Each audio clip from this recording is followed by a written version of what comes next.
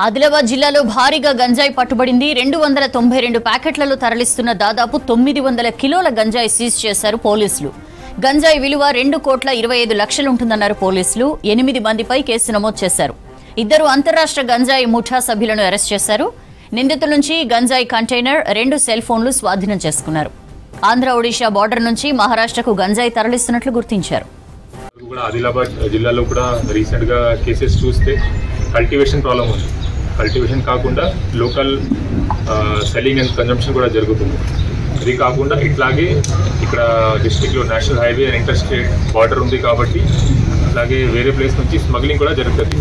Transit route, not for consumption or selling, కానీ transit route లాగా జిల్లా routes will be use. So we are taking strict action against all these ganja offenders. ఏమైనా peddlers ఉంటే, cultivators ఉంటే వాళ్ళ మీద కేసు జరుగుతుంది.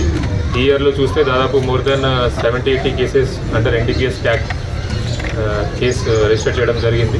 దీంట్లో more than 100 accused have been arrested. And this is a booster. This case is a booster for our action. ఇంకా గంజాయి మీద మేము స్ట్రిక్ట్ యాక్షన్ తీసుకుంటాము. ఇది కమర్షియల్ క్వాంటిటీ కేసు కాబట్టి ఈజీగా ఎక్కువ పనిష్మెంట్ ఉంటే ఈజీగా ఇక్కడ బెయిల్ కూడా రాదు. అన్నీ మొత్తం సీజ్ గాంజా మాల్ఖానాలో మేము షిఫ్ట్ చేస్తాము. అండ్ డ్రగ్ డిస్పోజల్ ప్రొసీజర్ ప్రకారం ఇది ఇన్సినరేటర్లో డిస్ట్రాయ్ కూడా చేస్తాం.